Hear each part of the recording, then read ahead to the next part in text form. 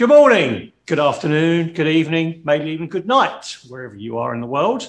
Thank you so much for tuning in for this wonderful, very much close to my heart subject, all about texture. Let's refine what we're going to talk about. When we talk about texture, we're not looking at smooth texture today. We are looking at that rough, beachy summer texture that you're going to find when you take hair outside in the wind to the beach, in the seawater, etc. And how do we replicate that on wet hair and also dry hair using products, using techniques? So a lot to cover in this subject. I'm going to be starting on a wet head of hair, as you can see here, conventional bob with a little fringe. We're going to be using scissors and a razor to give you lots of different types of techniques, hopefully something interesting to wake you up on this Monday, to show you how you can add texture to a perfectly normal, stylish haircut. So let's start with our scissors.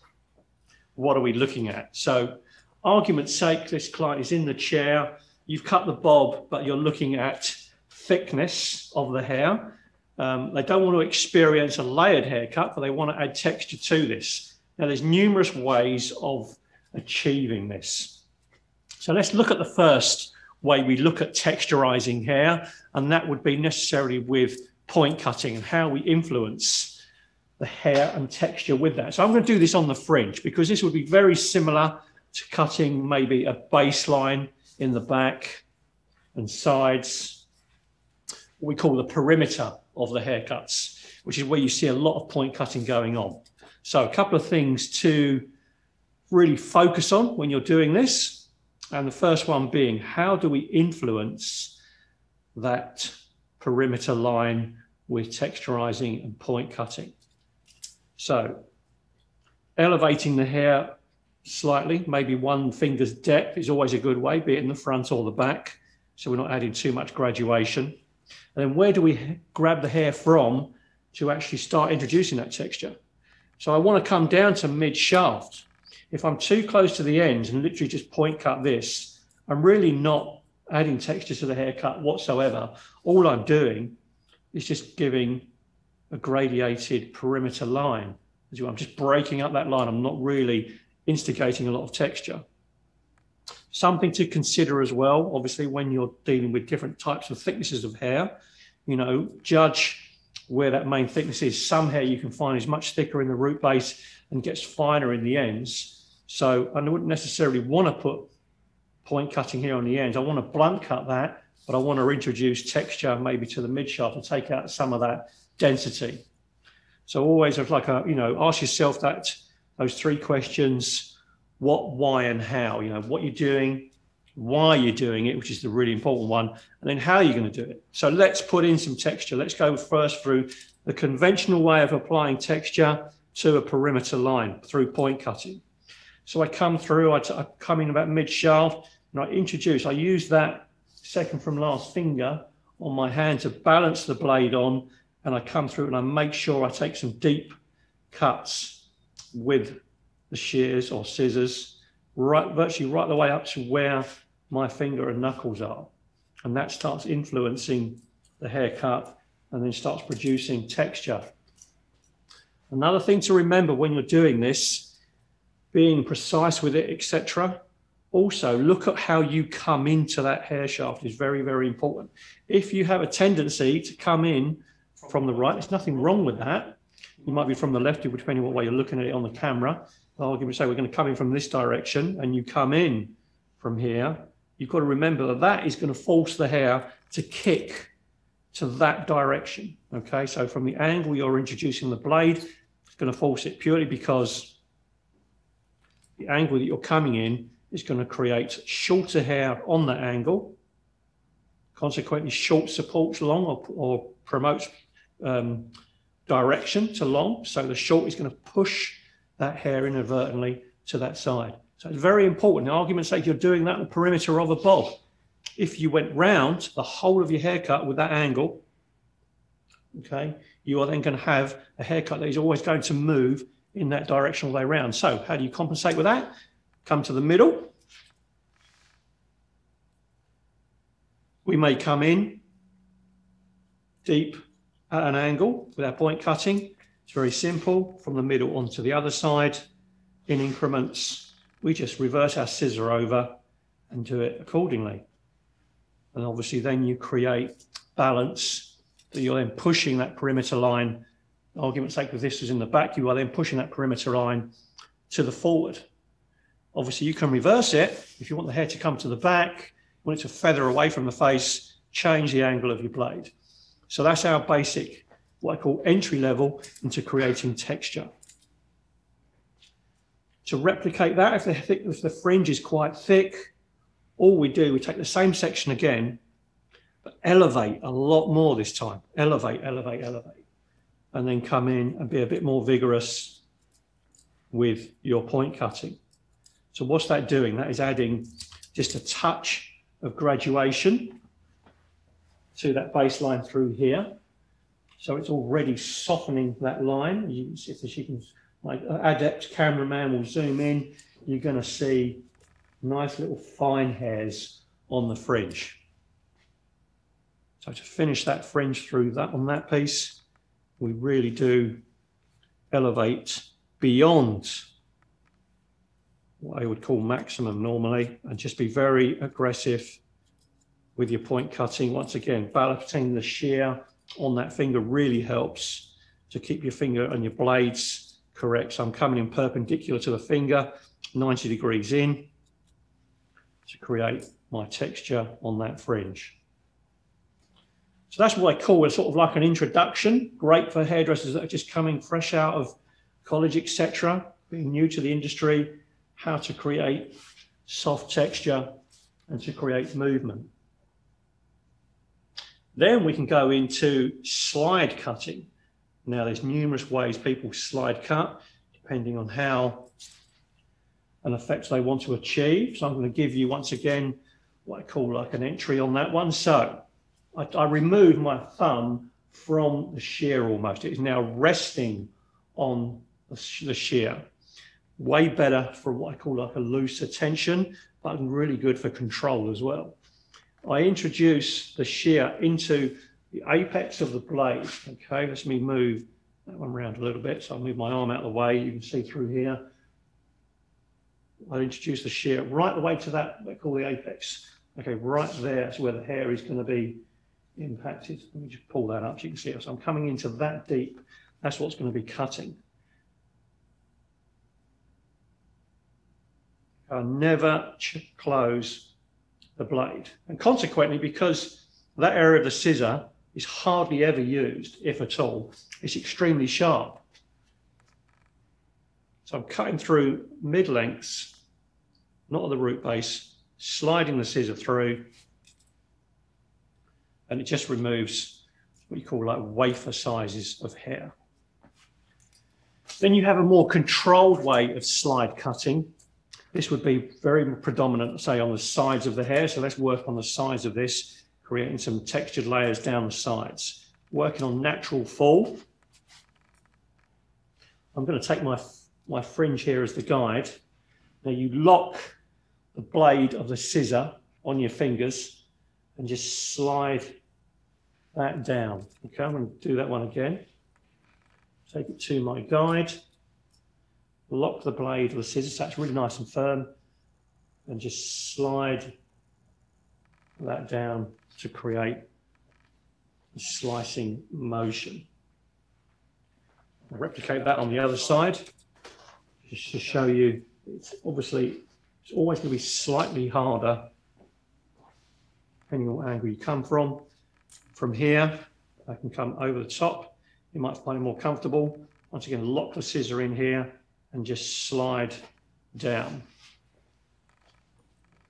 And that gives me some soft textures in the front that has already loosened up that fringe, etc. And you can see through here where I predominantly did that slide cutting, it's already starting to influence that hair and starting to push it over that way a little bit, and it's broken up the density of the fringe there in the front. Now then, let's create some really what I call extreme texture now, especially to all the bulk on the sides of the hair. Point cutting, one we just did, you can do exactly the same.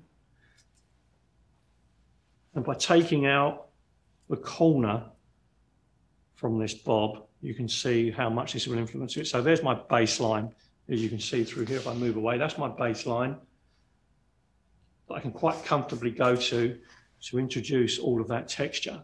So the hair being wet is a tendency to fold over in my fingers. So it's not great for me to get my scissor into that. It would be much better once it was blow dried, etc. But some hair you need to do it when it's wet. To get around that,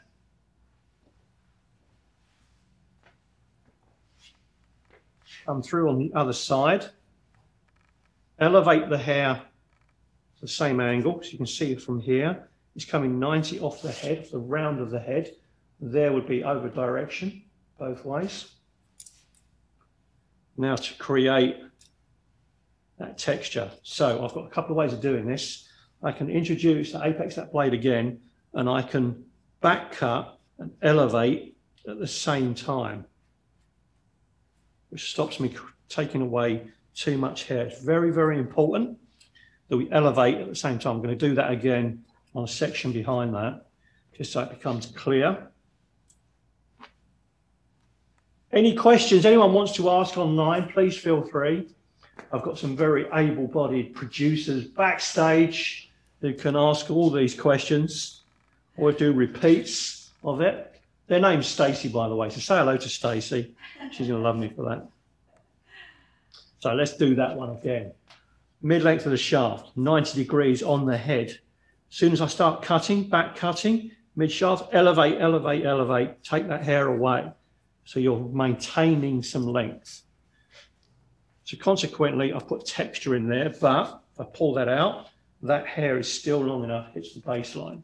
And just a bit of camera work, just pan down there, please. Thank you. That will start removing bulk for me from the underneath. And it also gives internal support to that hair. So consequently, you may have fine hair. Once again, look where the hair bulks up. So if the hair is bulkier underneath through here, I'm going to pay particular attention to where I'm texturizing that. And the elevation allows it to get less and less and less to make sure I've got some length on the top. Consequently, if I wanted to do it the other way, if I've got more hair on below and less on top, how do we go about influencing that? Because it would be a lot harder, isn't it? But I can still do that way and slide the hair away from the top, and then I'm back cutting far more vigorously in the bottom. And then I'm going to just to create some real, what I would call necessarily curly, but just get some real movement out of this hair with that back cutting technique on wet. So you can do a slightly different one when it's dry. We start taking triangular sections. Now this works great on curly hair. Really twist that hair around, and each section you would do below and above, you do counterclockwise to the one above it or below it. Okay, so one here is going counterclockwise. I come in on the, once again, mid shaft, and this time a lot more vigorously back cut that. Clockwise on the section above.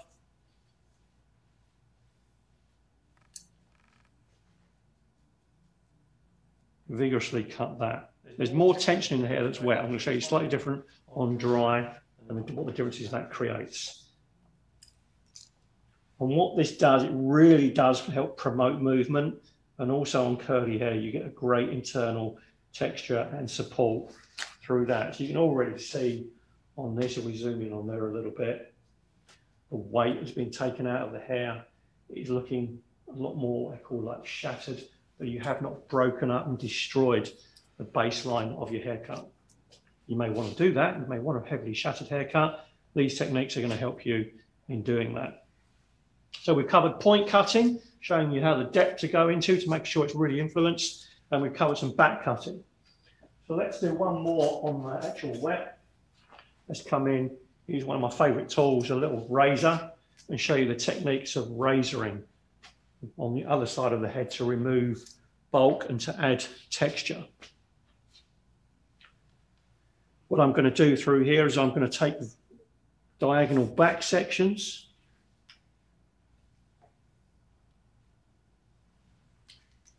pull them forward, so we have a bit of forward grad, and then from that point I've then got the option of knowing where I want to introduce texture, the angle of the razor, is it the same? Going to fall on the actual hair shaft and come down the hair, or is it going to come at an angle? What's the difference is that going to have? So by doing forward grad on the haircut, I come in and I'm doing almost like a 45-degree angle through here and just sliding that razor down mid-length. Consequently, what am I doing? I'm introducing more texture closer to the top of the head as opposed to the bottom. Okay, you want to make sure you do exactly the same on the other side if you were going to do that on a haircut. So once again, coming through an angle, as you can see through here, the introduction of it through here. And as I'm sliding down, I've got more texture through mid-shaft and it's got less in the baseline. So once again, rhyme and reason behind how I'm doing it, why I'm doing it. So consequently, I've feathered more in the front and it's creating a little bit more bulk sitting behind it. Once again, you may have that scenario from your client, always looking at what you're doing, how you're doing it, why you're going to do it. It's very easy to reverse. I could do one on top of the other. I come back, I introduce the razor on closer to the back, slide that forward, just like we did on the fringe. Now I've got shorter layers through here. That's going to push that section more towards the face, where the ones below are going away. So now I'm suddenly creating S movement with texture in the hair. Helps promoting it. Very, very handy when you've got wavy hair. Let's just finish that piece off.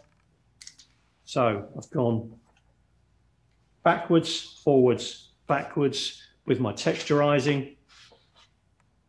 We've created balance then in the actual haircut where the bulk is, and we're then going to create natural waves on how the hair is moving. So it's not just to take weight away, you're also influencing the hair and how it's going to fall through here. And you can see naturally the haircut's moving for me now. I've got the actual fringe where I've textured that is now moving from the model's left to right, and the hair through here, the underneath, kicking away, coming back.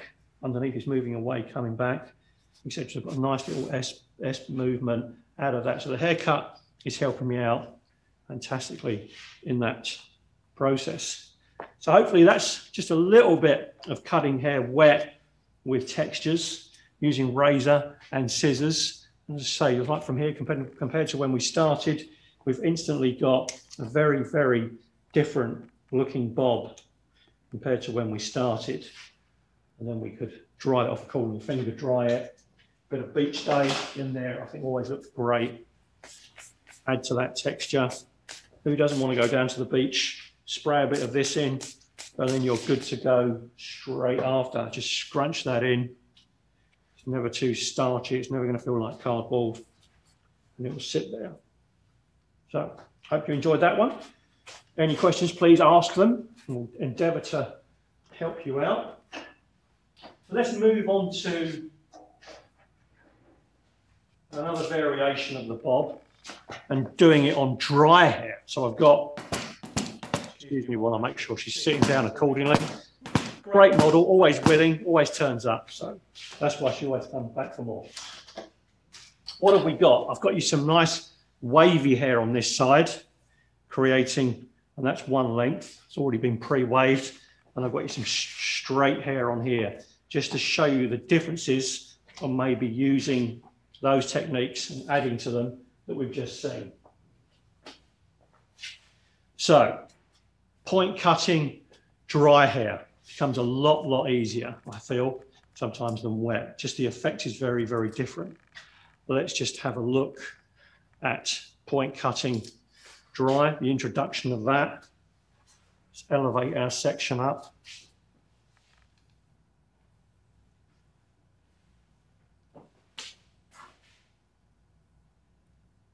stands up much easier for me. I'm going to come in, my arm has to come right the way over the top to come in at a 90-degree angle. Once again, coming in through here, doing this motion, nothing wrong with that, but remember when it falls, where you point cut that direction from this side, coming in from here, if I'm right-handed, you're obviously going to force the hair to move in that direction. So it's just something to be aware of when you're cutting it. So if I want to have even balance and the hair to fall on natural fall, elevate 90 degrees, arm comes right over the top.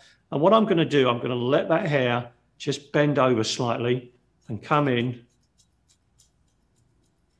further down that hair shaft, point cut, and let that fall away.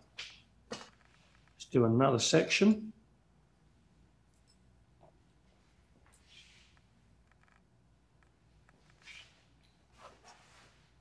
I'm elevating it 90 from the head, so I'm not over directing it back to the middle. That'll be over direction. That's 90 from the head.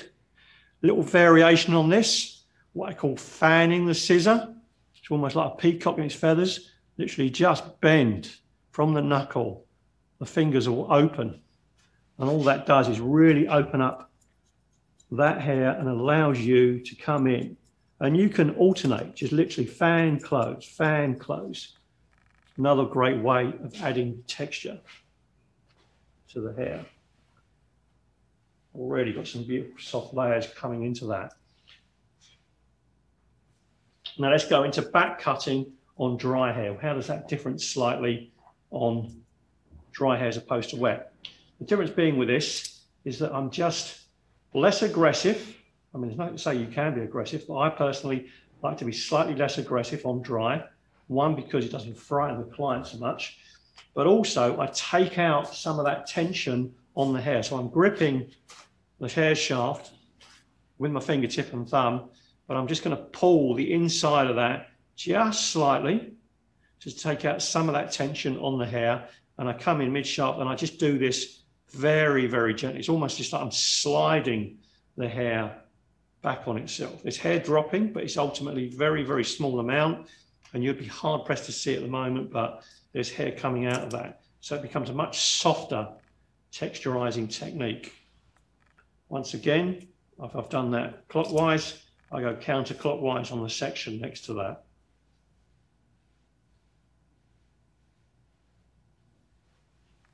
Take some of that tension out, mid-shaft. I'm not coming down too close to the root.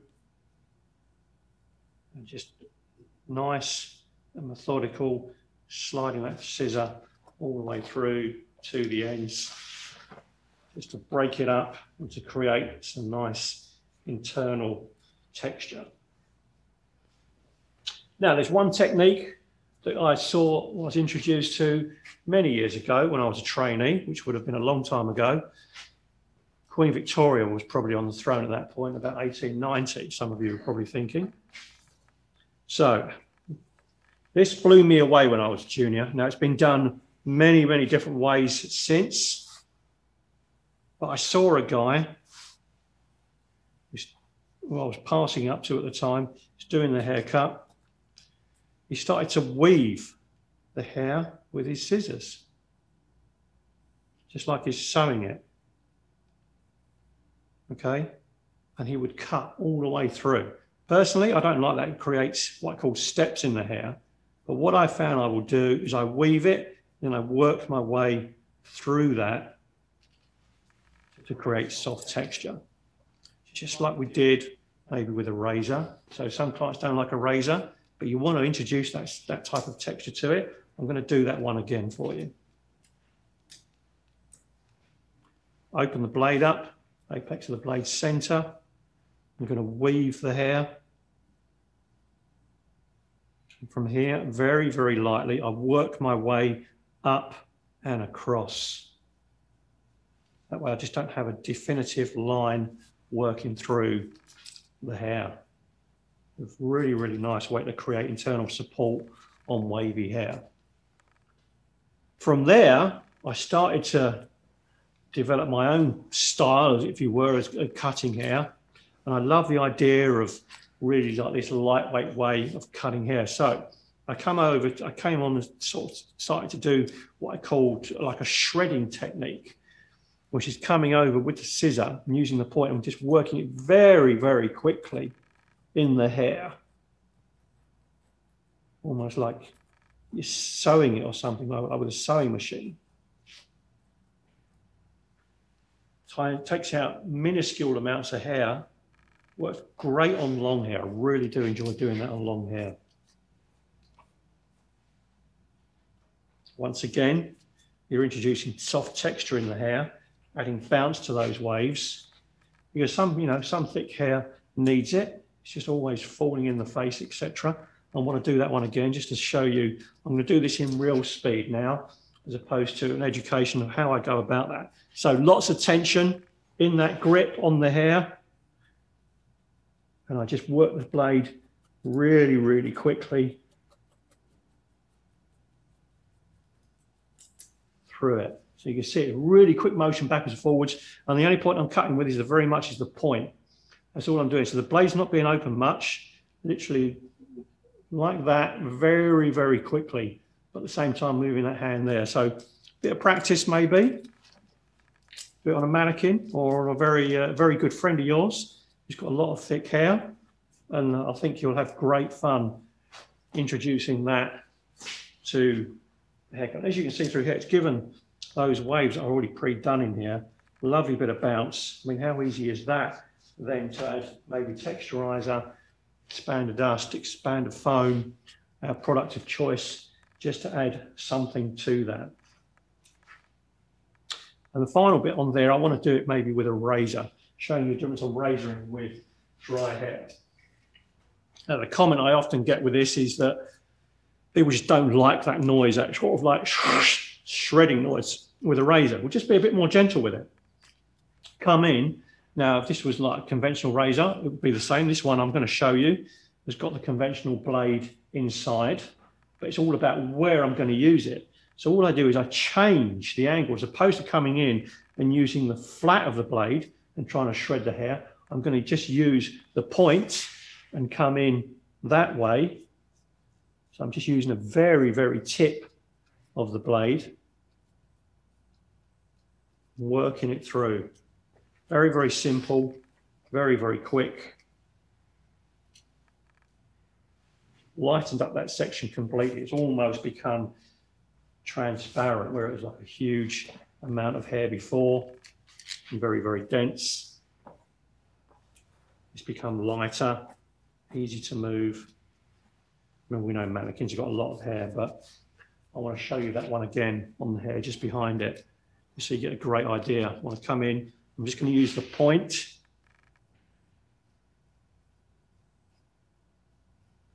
Working it through, and as you can see through here, you see on there on the camera, not huge amounts of hair. I'm not looking to create great swathes of hair hitting the floor. So it's still using the tool very, very precisely.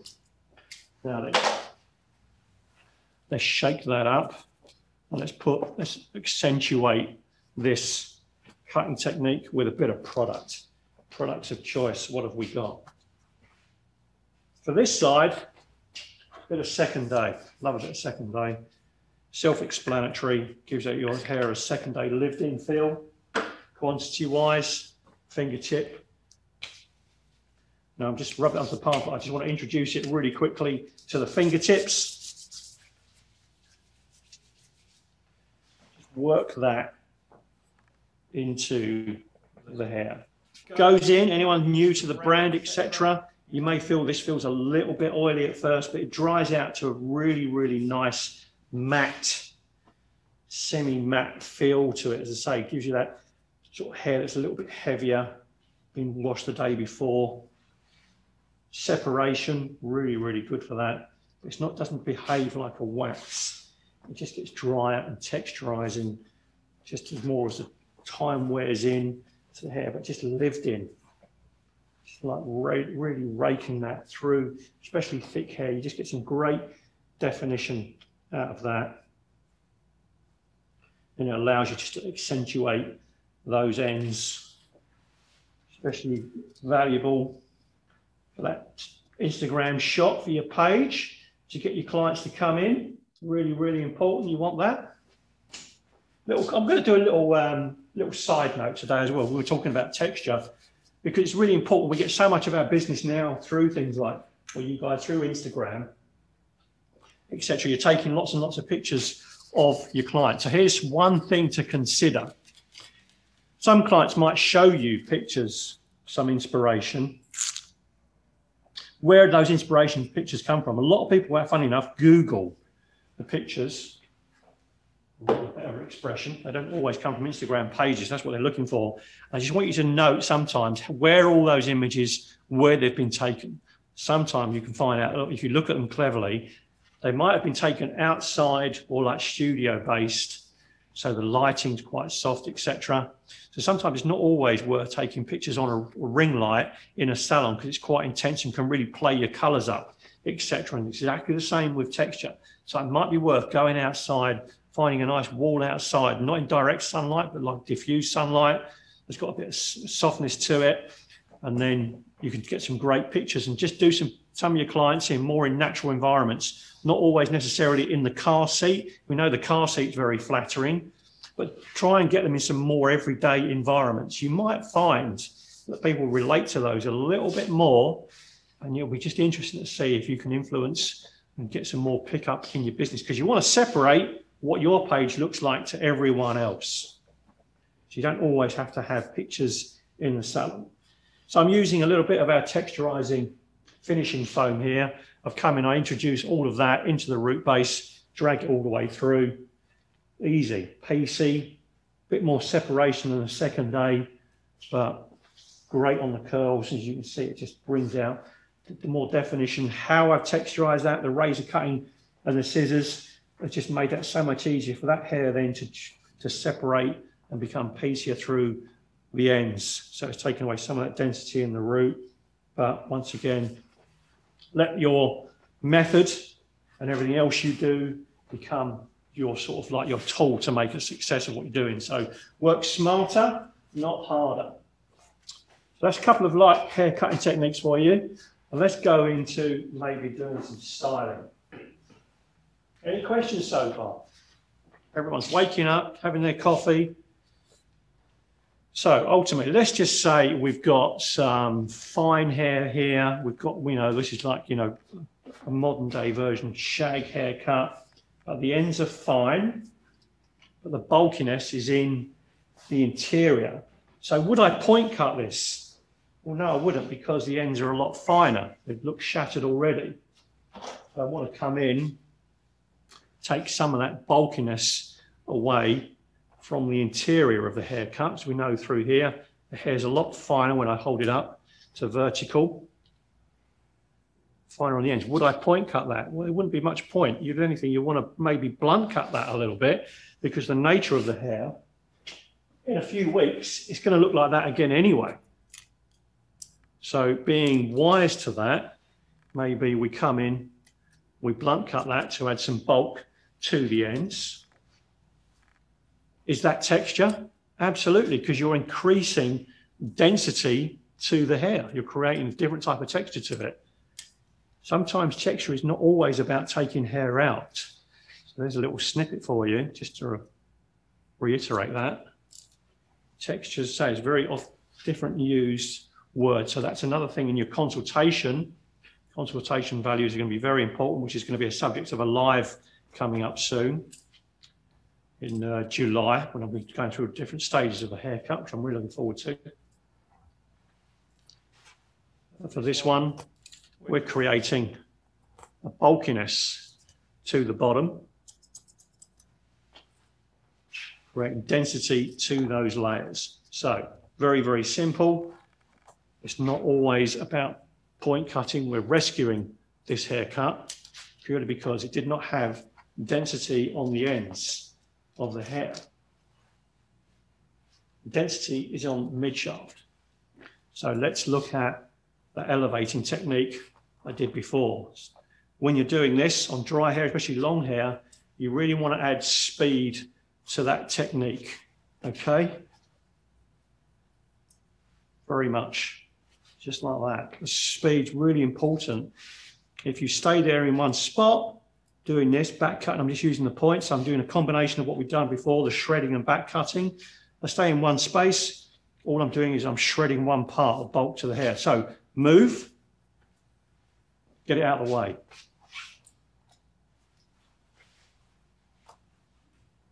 Move and elevate, just like we were doing before.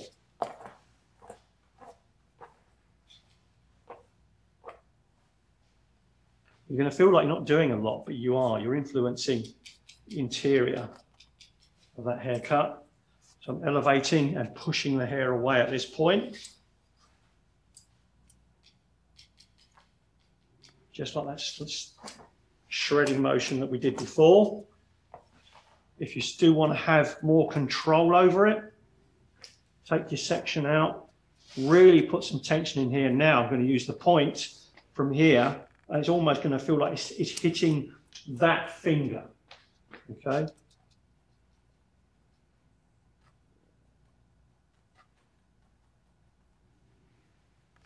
Just leave the ends out completely. That is going to give me way more texture on the internal side of the hair and create balance.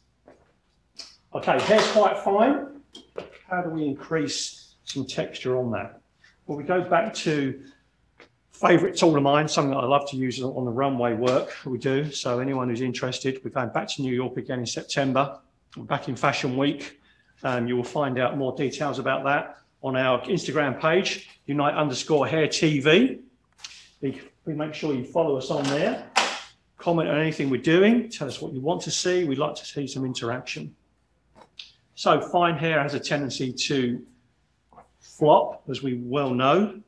So how do we improve that? Well, it's very simple. Get yourself a little mini crimper and use it in a combination of ways. So taking fine sections, come into the root base, hit that very, very quickly. And then from here, all I do is I come back in and I back crimp the hair on there. So that way I'm not leaving any crimp marks on the interior of that hair, very important. The crimp stays in the root base, instantly jumps up. So I'm gonna go through that again.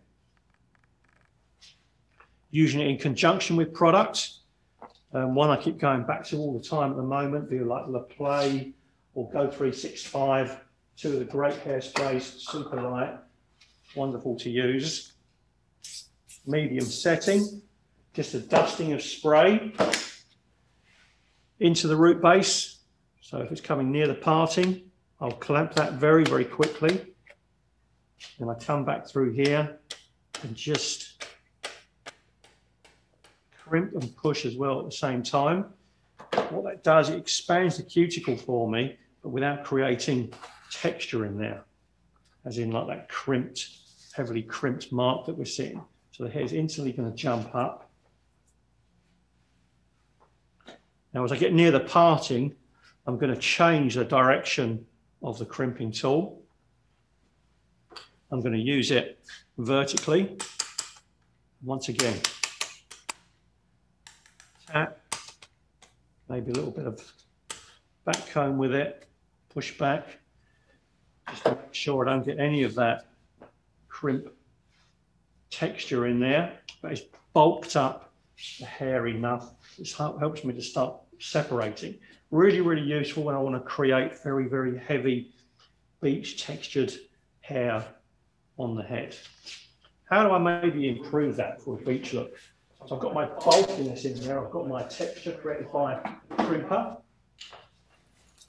I'm going to use some setting pins next and some texturizer, plus some beach day. So beach day we often associate with a hybrid. We like to use that wet and dry. I'm going to use it as a setting lotion. So I come in, just dust the hair lightly. I'll just rake it through a little bit with my comb just to make sure the distribution's good. Now then, I'm going to come in and I'm going to pinch that hair in sections. Move around a little bit.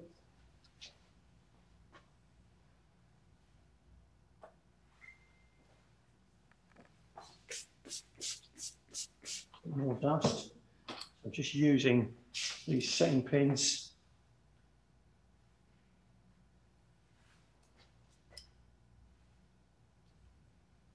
Creating waves, almost curls.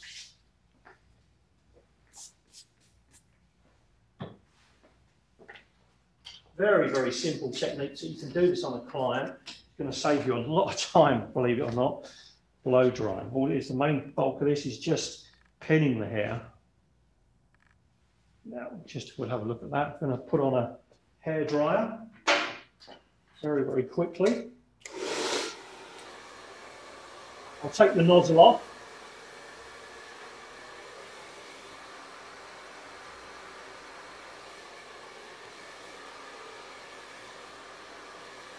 I'm going to use my cup as a dart, hair as a cup to dart the hair. Dry it off very, very quickly. Mannequin head's going to respond to this super quick, but it worked perfectly on natural hair as well. I've got a great video of this technique on my curl series, Curl It, on Unite Hair TV. I thoroughly recommend you to have a look at that. There's multiple different ways of curling hair, and one of these is I do this on a full head from start to finish. Very, very interesting. So just to add some very, very quick, this is very much a session technique we would use backstage, etc. I've instantly changed the texture in the hair and got that to look, if I can move that hair away, semi-wavy, curly, just like you would do coming out of the ocean.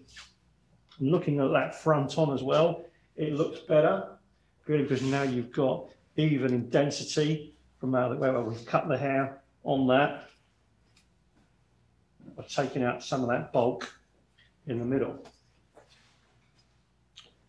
So let's go back into this heavy fringe. Let's see what the difference that would be when we're working on a dry fringe as opposed to the wet one that we had at the beginning. So problematic through here, done this deliberately. Hair is just falling directly in the face. I'm going to use the razor on this now.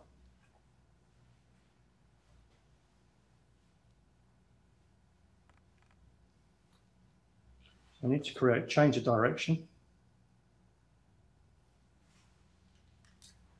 So we slide cutting that hair through, just like we did on the wet, to create shorter through hair through here, just to create the difference in movement. We can instantly see our eyeball appear, but we're not. The optical illusion is we don't feel like we're removing too much length. So the client is rest assured. So when you get to this side, just bring your hand back forward.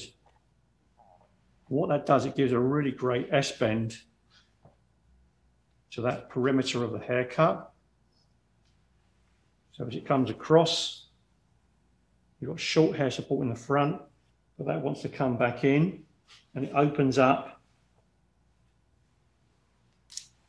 that cheekbone area through here. We get that coming. So as I said before, showed you before, I come across and then come back down by sliding across and down, and then creating this S shape.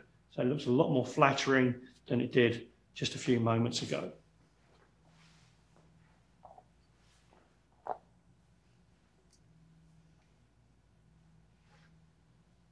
Let's be a little bit more aggressive with the razor than what we were before, showing you quite safely how to come into this. So remember what we did with the scissors when we did that weaving technique.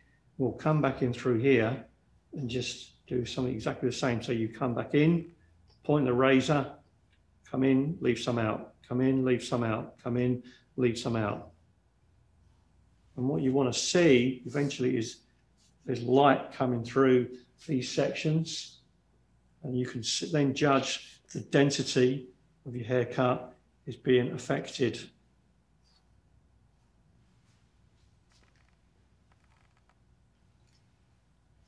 we then have way more balance all the way through from top to bottom now on the haircut, as opposed to just sitting there like a hat. Fantastic. So let's just recap on some products that we want to use for creating texture and how I want to use them. Texturizing spray, self-explanatory. It's a natural silica, which is basically sand induced. It creates a wonderful texture. How do I use it? Good shake, all over the head. Everyone's favourite, this. Let's go mad. Let's put in plenty of it. I'm using it controlled bursts. Plenty of volume. But the thing with this, it dissipates really, really well and is very, very brushable and workable. So I can use vast amounts of it, but it's so easy to work into the hair. Don't rush it through. So anyone new to the product line, worrying about that, it becomes very, very workable. But the thing is, it's got a little bit of memory in there. It doesn't completely come out of the hair, but you can just grow your hair back, play around with that hairstyle. Super, super workable texturizing product.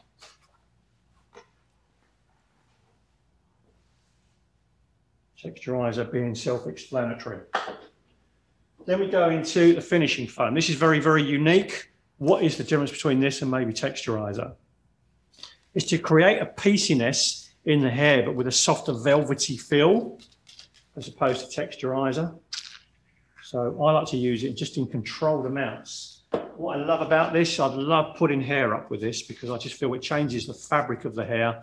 And when you put it in, you can build it up. So I like to use it small amounts. I like to introduce it inside the hair because it dries off very, very quickly, and just massage that in and then come back to the ends for creating pieciness in the hair and to separate the hair out.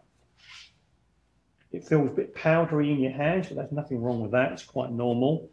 But having that and place it into the hair, now I just put that in, it's just got that really, really nice, soft, what I call velvety. It's almost like a moleskin fabric, what it creates in the hair. So you instantly get grip on the hair.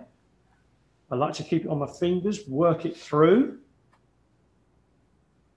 You'll see me use a lot of this when we go Fashion Week in September, purely because how workable it is, and then it dissipates, but the hair still looks like hair. It doesn't look like it's had anything put in it, but it's got a little bit of support, but it's got great pieces. Then we come into two of our favorites. This is my little baby, liquid volume. Now, what is liquid volume? So I've seen girls for years always doing this business with their hair when they're trying to create volume to it. How do you use this? It is literally just a quick dusting from a little 6-8 inches of distance. Come in, and then you've got loads of memory, then you can pick it in. And that is how I'm going to use it on long hair. Shorter hair, just bring my bob back in.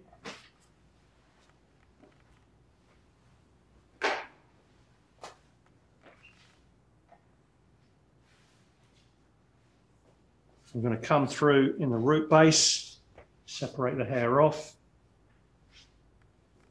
Dust that in, just literally 2 squirts in there, more than enough. Air dries in 20 seconds or so. Separate that in, bam. Instantly, you've got texture separation on the bob. Memory on this is amazing. You can brush this and brush this, but it will stay in the hair. Great for that problematic hair that you find, you know, that sort of what I call the glass type texture, which is very much similar to what I like Asian hair. The hair just slides all the time. A little bit of liquid volume over the top. You've instantly created what I call like a suede where the hair will grip. Now, there's one little bonus I'm going to give you for this. It's a freebie of mine today. This is amazing on really, really greasy hair. So as opposed to using gallons and gallons of dry shampoo, because dry shampoo is somewhat more like a daily use sort of a thing. If you just maybe had that problematic client that's actually used like a heavy oil, try some of this in there. Spray a little bit of this in the root base and then just use a bit of cold air with a brush. It's got to be cold air. And just do that a couple of times. You will find this will eradicate that oil. It's amazing. It's a great rescuer. As I say, it's something that we discovered backstage. Very, very good tip to have with that. Someone who maybe you work with who always has terribly greasy hair, just try it a little bit on there. As I say, tiny bit in the root base, just spray a little dusting, cold air. You'll be surprised what that does. It really mats the hair out. Doesn't feel particularly great, but it's a great rescuer for the hair. And then obviously we come to our final one, expander dust. How's the application of this? Very, very simple. You're either going to tap it in your root base or from distance, just squeeze gently and let it ride into the hair. We're creating loads of texture, loads of volume.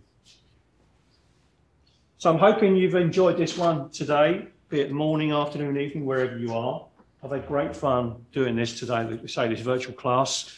We've shown some cutting techniques, wet, dry, different multiple ways of using them. As I say, if you want to go into depth into these, follow Unite Hair TV, log on, register, and you can get access to a lot more videos. So we've got another live coming to you on July the 1st. It's a very exciting one. I'm actually going to be introducing a new product. I'm not going to tell you what it is because otherwise it takes all the fun out of it. That's on July the 12th, 10 a.m. once again. You can sign up in advance and it'll be added to your calendar. All these are recorded and can be found on Unite TV under live replay. Questions about live or Unite TV, please email unitetv@unitehair.com or through Instagram at unite_hair TV. Thanks once again, and I look forward to seeing you here in 2 more weeks.